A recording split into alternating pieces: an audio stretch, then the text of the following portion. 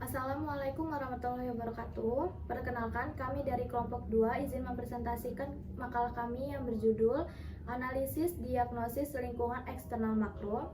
Saya Indriana Melisa, NPM 216100168. Saya Agilda Selvia dengan NPM 216100207. Saya Novia Serli Tria Amanda, NPM 216100202. Saya Monika Senja Ramadhani, NPM 216100203. Pengertian lingkungan eksternal makro. Apa sih lingkungan eksternal makro itu? Dalam bisnis, lingkungan eksternal makro merupakan berbagai faktor kekuatan dari luar perusahaan yang mempengaruhi operasi bisnis. Karena merupakan faktor luar, maka perusahaan tidak memiliki kendali terhadap gejolak perubahan yang terjadi pada berbagai faktor eksternal tersebut. Contohnya apa aja?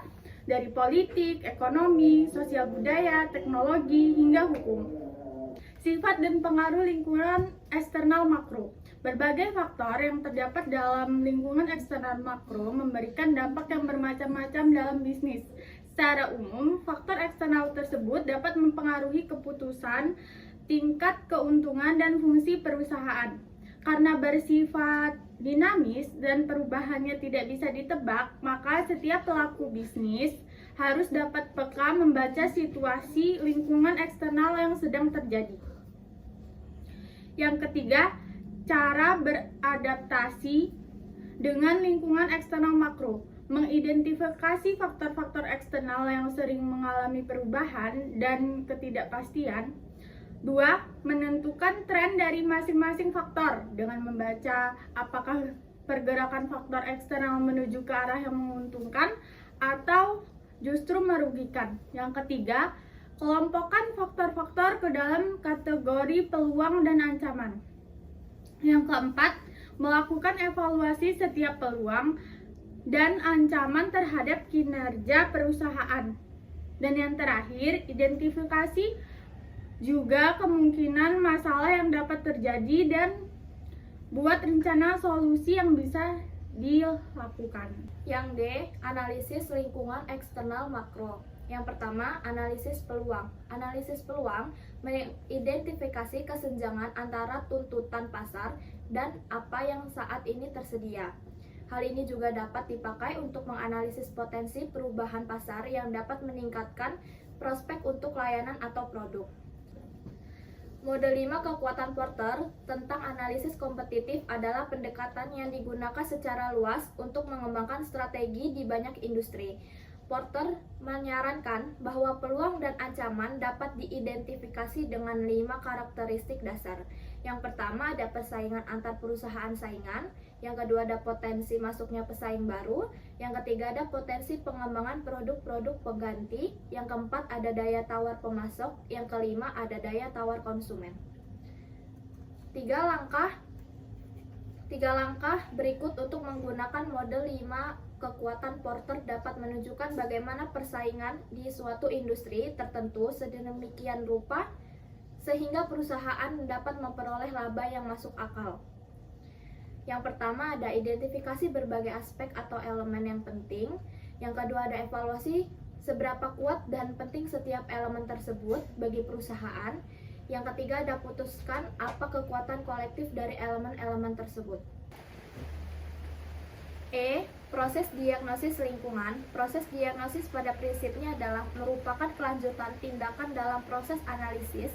Dalam arti yang luas, proses diagnosis akan memberikan penilaian yang signifikan terhadap berbagai kesempatan dan ancaman yang ditemukan selama proses analisis lingkungan. Berbagai faktor tersebut diantaranya adalah karakteristik individu seorang strategic manager, pengaruh jenis pekerjaan, dinamika kelompok, dan faktor lingkungan fisik yang mempengaruhi keputusan manajerial. Yang pertama ada karakteristik individual, yang kedua ada pengaruh jenis pekerjaan, yang ketiga pengaruh dinamika kelompok. Yang F, analisis lingkungan bisnis. Analisis lingkungan bisnis dimaksud untuk mencoba mengidentifikasi peluang bisnis yang perlu dengan segera mendapat perhatian eksekutif dan di saat yang sama diarahkan untuk mengetahui ancaman bisnis untuk mendapatkan antisipasi. Bentuk keperluan yang dimaksud pertama ada ALB, berusaha untuk mengidentifikasi sejumlah variabel pokok yang berada di luar kendali perusahaan yang diperkirakan memiliki pengaruh nyata.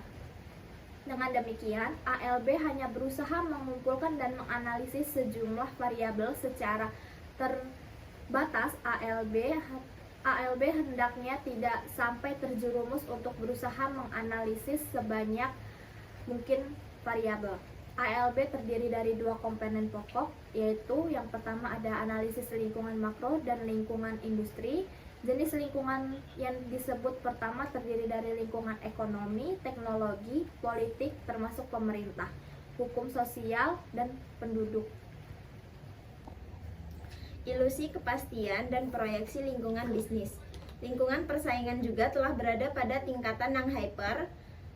Lingkungan bisnis semakin dinamis, apalagi ketika teknologi terus terbarukan dengan tingkatan kecepatan yang semakin tinggi.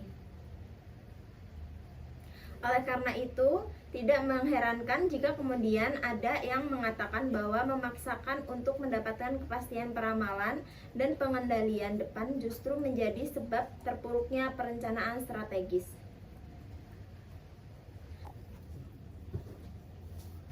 Membangun kepekaan perusahaan.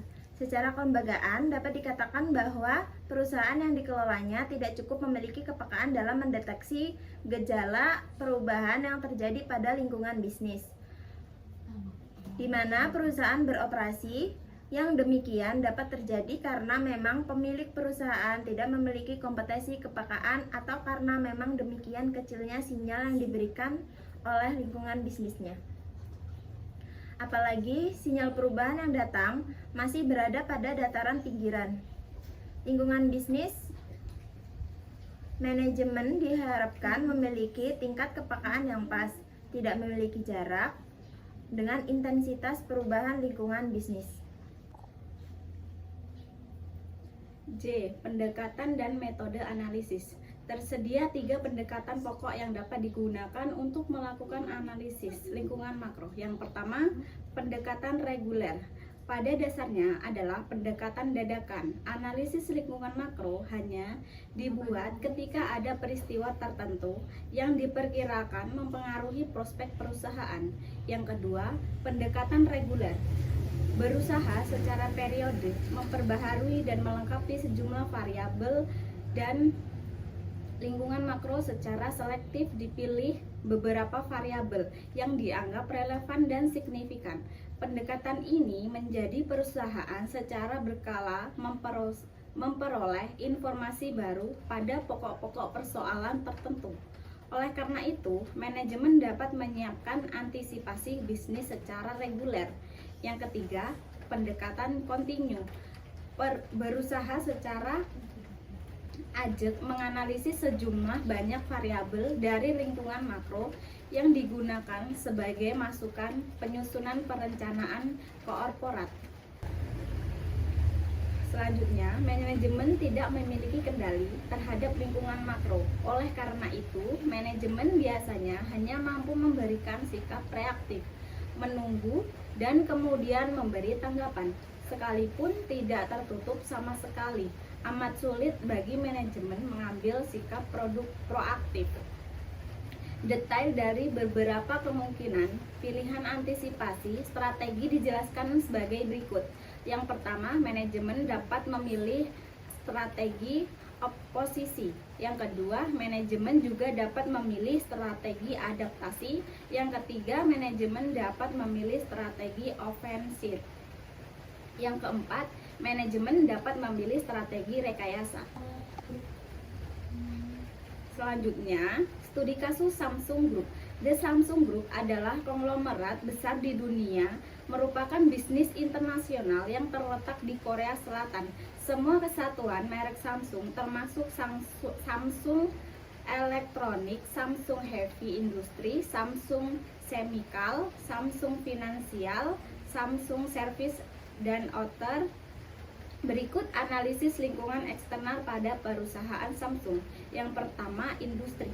Pelanggan dalam Samsung. Menurut pelanggan kami, produk smartphone Samsung membidik pangsa remaja lanjut hingga separuh baya, sedangkan dalam hal ekonomi, Samsung membidik pangsa menengah ke atas pesaing internasional.